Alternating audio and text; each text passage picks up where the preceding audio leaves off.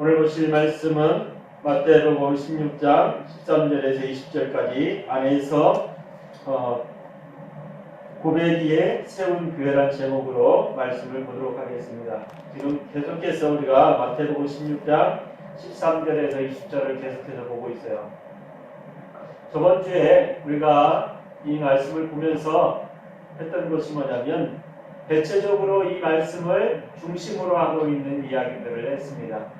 이번에는 자세히 들어가서 이 고백이 왜 중요한 것인지에 대해서, 그리고 또 그 고백이 어떤 것을 의미하고 있는지에 대해서 이야기를 나누고자 합니다. 우리가 베드로라고 하면 많은 사람들이 알고 있지요.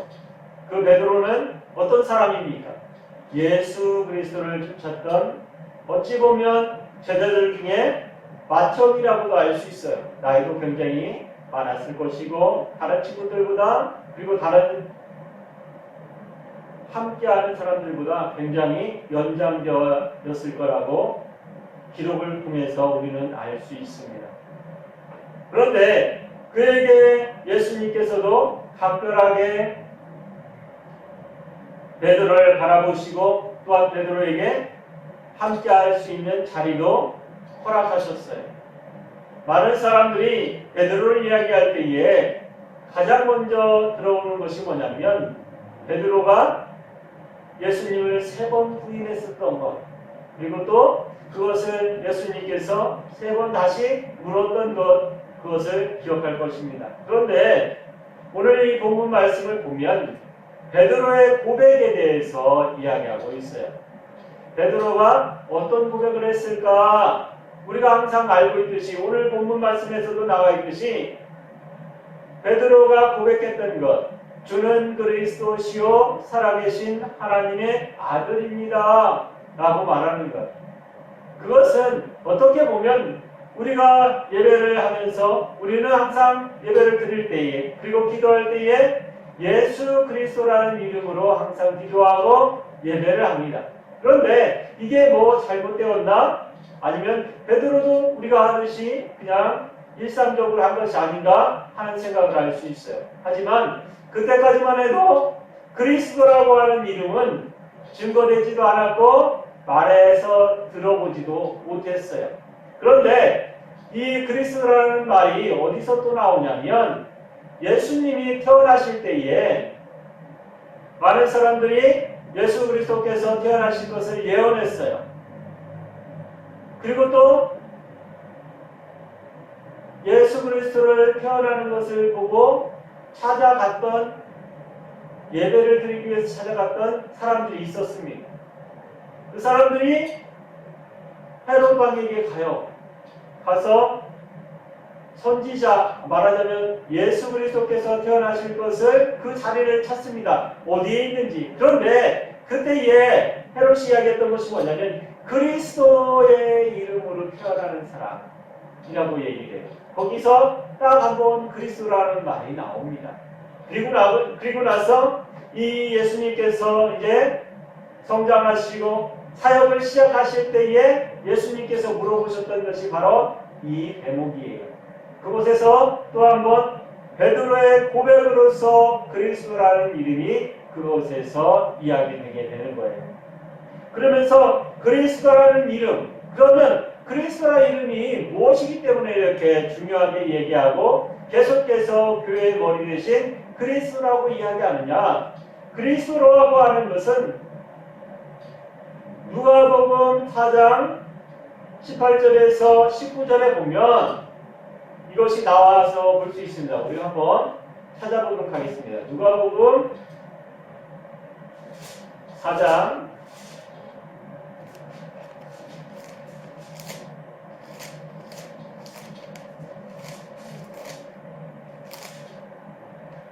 18절에서 19절, 누가복음 4장 18절에서 19절. 주의 성령이 내게 임하셨으니 이는 가난한 자가 복음을 전하게, 잠깐만요. 누가복음 4장 18절에서 19절. 주의 성령이 내게 임하셨으니 이는 가난한 자에게 복음을 전하게 하시려고 내게 기름을 부으시고 나를 보내사 포로된 자에게 자유를, 눈먼 자에게 다시 보게 함을 전파하며 누린 자에게 자유케 하고 주의 은혜의 해를 전파하게 하려 하심이라 하였더라 말씀하고 있습니다. 성취라고 하는 것, 그리스도가 이 땅에 오셔서 무엇을 이룰 것인가에 대해서 말씀하고 있는 거예요. 그러면서 메시아에 대해서 그리스도라고 하는 이름은 메시아라고 하는 이름을 같이 가지고 있습니다. 마태복음 16장 16절에 보면 기름 부음 받은 자, 그가 바로 메시아라고 하는 거예요. 기름 부음 받은 자라고 할 때에 우리가 구약시대를 자세히 보면 누가 그곳에 기름 부음을 받을 수 있어요? 제사장이라고 하는 사람입니다. 제사장 중에 누구? 제일 큰 일을 감당하는 것. 말하자면 제사장이 가장 귀하게 여기는 것은 뭐냐면 성전에 들어갈 수 있다는 것입니다. 성전에 들어가기 전에 그 기름 부음이 있어야 돼요. 그렇지 않으면 죽을 수도 있습니다. 왜 그러냐면 정결한 것, 깨끗한 것을 어떻게 그 기름으로 내 몸을 정화시킨 다음에 그곳에 들어갈 수 있기 때문이에요. 그러면서 유대인들이 그리고 또 이스라엘 사람들이 가장 귀하고 존귀하게 여기는 것, 자신들이 가장 귀하게 섬기는 것, 그것은 바로 하나님이라고 하는 분이에요. 우리가 알고 있는 하나님, 우리가 믿고 있는 하나님, 그 하나님이 어떤 분이세요? 이 땅에 모든 것을 다 창조하시고 또한 이 모든 것을 다 주관하시는 분이라고 우리는 고백하고 입술로 고백하면서 살아갑니다. 그런데 사랑하는 성도 여러분, 이 모든 것들의 시작과 끝이 어디서부터 시작했어요? 예수 그리스도. 예수 그리스도는 누구? 하나님으로부터 시작해서 그리스도, 하나님으로 끝나는 거예요. 우리가 성부, 성자, 성령 하나님이 본체가 하나이듯이 하나로 시작해서 하나로 끝나는데 그것에는 뭐가 다르냐? 이름과 권세가 다르다고 성경은 말씀하고 있어요. 그러면서 이곳에서 이야기하는 것이 뭐냐면 그리스도라고 하는 이름의 권세가 어디로부터 시작됐느냐라고 이야기하는 거예요. 오늘 본문을 보면 이것이 가장 자세하게 나와 있습니다. 우리에게 있어서 예수님께서 오늘 본문으로 돌아가서 예수님께서 물어보십니다. 제자들에게 너희들이 세상 사람들 그리고 이스라엘 사람들에게 가서 전도하러 파송을 한 다음에 그 일이 끝난 다음에 돌아왔어요. 돌아보니까 예수님이 묻습니다. 세상 사람들이 나를 뭐라고 물어보느냐, 내 이름을 뭐라고 하느냐 이렇게 물어봐요. 그랬더니 어떤 사람은 세례요한 중에 세례요한이라고 하는 사람이 있는가 하면 엘리야, 예레미야 그 중에 선지자들 중에 한 사람일 것이라고 이야기합니다. 이렇게 대답을 합니다. 그랬더니 예수님께서 베드로에게 물어봐요. 베드로야, 너는 나를 무엇 하느냐? 물었더니 베드로가 고백한 것이 뭐냐면 주는 그리스도시요 살아계신 하나님의 아들입니다 라고 이야기합니다. 그런데 뜬금없이 예수님께서 뭐라 말씀하시냐면 복되다고 이야기하는 거예요. 복되다. 네 입술의 고백이 복되다 이야기했습니다. 그러면서 무엇을 얘기하냐면 네 이름을 개바라. 개바라는 이름으로 바꿔주세요. 그것은 반석이라고 하는 이름입니다. 그 반석은 뭐냐? 교회라고 하는 거예요. 교회라고 하는 이름으로 바꿔주십니다. 왜? 그러면서 쭉 얘기하시는 건 뭐냐면 우리가 너무나 잘 알고 있죠. 전국의 열쇠를 그에게 주셨어요. 베드로라는 이름 그 위에 주시는 것입니다. 사랑하는 성도 여러분, 그것은 뭐냐면 우리가 이것을 생각할 때에 그래서 천주교 같은 경우에 베드로가 뭘 들고 있어요? 열쇠를 들고 있어요. 열쇠를. 그리고 바울은 뭘 들고 있어요? 성경책을 들고 있죠. 그런데 이곳에서부터 시작된 것이긴 하지만 우리에게 있어서 베드로를 바라볼 때에 베드로가 어떠한 축복을 받았는지 우리가 알아야 된다는 것입니다. 그래야 우리도 어떤 축복을 받을 수 있어요? 베드로와 같은 축복을 받을 수 있어요. 축복이라고 하는 것은 하나님의 권세를 내가 받을 수 있는 거예요. 왜? 하나님의 권세가 나에게 무엇이기 때문에 내가 받을 수 있을까? 그것은 베드로의 고백처럼 우리도 똑같이 고백을 함으로써 내가 받을 수 있는 거예요. 왜? 베드로는 알지 못하는 상태에서 전주에 말씀드렸듯이 성령에 감동되어서 그냥 대답한 거예요. 그런데 우리는 어떻습니까? 우리는 예수님을 알아요. 예수님께서 어떻게 이곳에 오셨고 우리를 어떻게 구원해 주실 것이며 또한 어떻게 우리를 하나님의 나라에서 함께 할 것인가를 아는 사람들이에요. 예수 그리스도를 아는 사람들은 그리스도가 어떠한 직분을 가지고 있고 어떠한 것을 하고 있는지 아는 사람들이에요. 그것을 다시 한번 생각해 보시면 그리스도는 어떤 분이시냐? 교회의 머리가 되신 분이라고 말씀하고 있어요. 교회의 머리는 무엇입니까? 우리 안에 있는 분이에요. 교회는 이곳에 있는 우리 교회라든지 아니면 성전을 이야기하는 것이 아닙니다. 그래서 옛말에 그리고 옛날 분들은 교회를 교회당이라고 불렀어요. 교인들이 모이는 곳, 교회들이 모이는 곳이라고 해서 교회당이라고 불렀어요. 어찌 보면 그것이 옳은 말입니다. 우리도 교회당이라고 부르는 것이 언어적으로 볼 때는 맞는 말이에요. 왜? 우리 자신 한 사람, 내 자신 하나가 교회이기 때문이에요.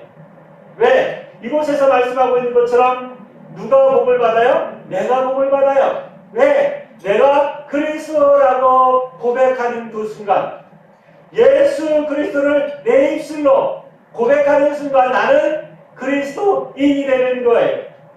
그것은 베드로가 고백했듯이 내가 복을 받는 가장 기본적인 은혜입니다. 우리가 알고 있는 은혜 어떤 것들이 있어요? 많은 사람들이 아픔과 고통 속에서 치유받으면 그것 또한 복이라고 이야기해요. 아니면 또 물건과 물질을 많이 받으면 그것이 복이라고 이야기해요. 그런데 그 복 중에 가장 중요한 것이 무엇입니까? 이런 물질적으로 받는 것, 육체적으로 받는 것이 아니라 하나님께서 생명을 우리에게 주시겠다고 약속하시는 거예요. 그것이 가장 귀한 복입니다. 우리 안에 있는 복이에요. 이것을 말씀하면서 반석 위에 교회를 세우겠다고 말씀하셨어요. 그 반석은 무엇입니까? 우리 마음을 이야기하는 거예요. 내 마음. 내 마음 속에 반석처럼 움직이지 아니하고 무슨 일이 있어도 흔들리지 아니하는 반석처럼 굳은 마음, 어찌 보면 굳게 서 있는 마음을 이야기하는 거예요. 내가 하나님을 알고 있고 내가 하나님을 믿고 있다면 예수 그리스도의 말씀을 내 안에 심고 있다면 그리스도께서 나와 함께하고 있다면 나는 움직이지 않아요. 내가 무슨 일을 할지라도 내 안에는 누가 있어요? 예수 그리스도께서 함께 하시기 때문에 우리는 움직이지 않을 수 있다는 것입니다. 그런데 이곳에 다른 것이 있다면 우리는 움직일 수밖에 없어요. 내게 중요한 것이 무엇입니까? 물질일 수 있어요. 아니면 내 건강일 수도 있고 내가 원하는 것이 내 가슴 속에 무엇이 있느냐에 따라서 나는 다른 행동을 취하고 다른 일을 할 수 있다고 말씀하시고 있는 것입니다. 그러면서 우리가 알 수 있듯이 성경에서 무엇을 이야기하고 있습니까? 창파가 불어오고 아니면 물이 많이 쏟아지고 그러면 그 밭이, 그 집이 허물어짐이 크다고 성경은 말씀하고 있어요. 그런데 그 성경에서 말씀하고 있는 그 집이 무엇이냐면 내 마음이라고 하는 것입니다. 나 자신. 내가 지금 예수 그리스도를 믿고 있는데 내가 그냥 껄렁껄렁하게 아니면 예수 그리스도를 알고 있는 것으로 끝나게 되면 그 사람은 그 고난과 핍박이 다가오게 되면 우리는 넘어질 수밖에 없다는 거예요. 왜? 내 기초가 온전하게 쌓여져 있지 않기 때문이에요. 그 이름이 내 안에 심겨져 있지 않기 때문입니다. 많은 분들이 이것을 이야기하면서 밭을 이야기해요. 밭을 이야기하는 것이 무엇입니까? 그 밭에 씨앗을 심었어요. 그러면 그 밭이 어떤 밭일 경우에 그곳에서 씨앗이 자라나고 열매를 맺을 수 있을까요? 농사를 짓는 사람들은 너무나 잘 압니다. 그곳에 돌멩이가 많이 있으면 그 밭은 그곳에서 열매를 맺는 것은 굉장히 힘들어요. 왜? 그곳에서 양분을 빨아먹으며 커 나갈 수도 없고 햇빛이나 비가 오게 되면 그곳이 움푹움푹 패이거나 아니면 그곳에 있는 흙이 다 스며들기 때문에 돌멩이밖에 남지 않기 때문에 그곳에서 자라나는 것 굉장히 힘들어요. 그래서 농사 짓는 사람들이 매일같이 돌멩이를 밖으로 드러내요. 그래야지만 그곳에 옥토밭같이 작물이 자라나기 좋은 곳으로 만들 수 있기 때문입니다. 사랑하는 성도 여러분, 우리가 예수 그리스도를 믿는다는 것은 내 밭을 내가 가꿀 수 있는 그 자리가 되었다는 거예요. 왜? 예수님을 통해서 내가 구원을 받았기 때문이에요. 구원이라고 하는 것은 율법의 얽매였던 그 틀에서 벗어날 수 있게 되었다는 것입니다. 사랑하는 성도 여러분, 우리가 율법을 대할 때에 어떻게 대합니까? 그것은 우리를 얽매이는 갈고리처럼 우리를 항상 죄라고 하는 것에 얽매여서 우리를 붙들고 있어요. 그런데 예수님께서 그것을 해결해 주셨다고 성경은 말씀하고 있습니다. 그러면서 그 해결해 준 그 자리에 너가 가지고 있는 그 죄악을 사해 준 그 자리에 네 밭을 다 갈아엎었으니까 이제 무엇을 심으라고 말씀하십니까? 그리스도의 씨앗을 심으라고 말씀하는 거예요. 그리스도가 어떤 것입니까? 우리를 구원하실 그분, 바로 구원의 당사자가 되시는 그분이 우리 마음속에 계심으로 인해서 우리가 어떻게 죽어도 살겠고 살아서 믿는 자는 하나님 나라에서 함께한다고 말씀하셨어요. 우리가 하나님을 믿고 있고 예수 그리스도를 통해서 구원을 받았고 그리스도 안에서 우리가 구원을 얻는다는 것, 살아서 하나님의 나라에 함께할 수 있다는 것, 그것을 잊지 말아야 합니다. 교회는 죽기 위해서 이 자리에 나오는 곳이 아니에요. 살아서 하나님의 나라에 가기 위해서 나오는 것이 바로 교회예요. 교회의 머리가 되신 그리스도께서는 죽는 것을 원하시는 것이 아니라 살아서 하나님의 나라에 가는 것을 원하시는다는 것을 명심하시기 바랍니다. 우리는 그리스도의 고난을 통해서 우리가 받을 수 있는 게 뭐예요? 그리스도의 고난을 통해서 우리가 알 수 있는 게 뭐예요? 그것은 죄라고 하는, 죽음이라고 하는 싹시입니다. 죽음이라고 하는 값을 우리는 알 수 있어요. 왜? 우리가 다 받아야 하기 때문에. 그런데 이것을 누가 예수 그리스도께서 청산해 주셨다고 말씀하고 있는 거예요. 믿는 자마다 그것을 다 해결해 주셨다고 말씀하고 있는 거예요. 그러면 오늘 이곳에서 말씀하고 있는 베드로의 고백이 왜 중요한가? 그것은 바로 그 이름 안에서 무엇을 줄 수 있다? 새 생명을 우리에게 주신다고 약속하기 때문에 중요한 것입니다. 새 생명이라고 하는 것은 우리 안에서 우리가 오늘 본문에서 그리고 또 조금 아까 말씀을 드렸듯이 내 밭이 지금 어떤지를 우리는 알아야 한다는 거예요. 내 밭이 지금 어떤 상태인가? 내가 무엇을 품고 있나? 그것을 우리는 알아야 합니다. 왜? 내 안에 누가 있는지, 그리고 내가 고백하는 사람이 누구인지, 고백하는 이름이 무엇인지, 그 이름에 뭐가 있기 때문에? 권세가 있기 때문이에요.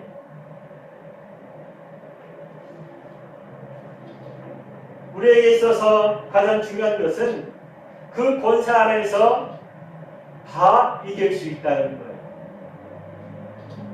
고린도전서 3장 12절에 보면 닦아둔 것 외에 능히 다른 터를 닦아둘 자가 없으니 터는 곧 예수 그리스도라 말씀하십니다. 제가 계속해서 말씀을 드리는 그 터라고 하는 것은 내 마음의 중심에 누가 있느냐, 내 가슴 속에 누가 있느냐가 중요하기 때문에 말씀을 드리는 거예요. 세상에 많은 사람들 그것을 가지려고 노력했지만 가지지 못했어요. 왜? 그리스도를 알지 못했기 때문입니다.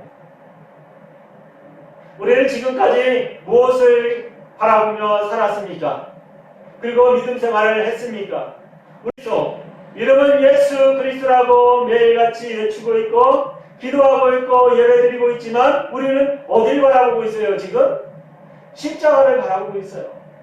고난과 아픔과 내가 그것으로 인해서 당해야 될 고난, 그 고난 속에서 우리도 지금도 매일같이 무엇을 해요? 십자가를 생각해요. 고난을 생각한단 말입니다. 아픔, 슬픔, 고난을 생각하면서 예배당에 와요. 예배드리러. 그런데 주님께서는 그러지 말라고 말씀하시는 겁니다. 너희를 나를 위해서 이곳에 오는데 왜 내가 다 해결한 그것을 지금도 품고 살아가느냐 라고 말씀하시는 거예요.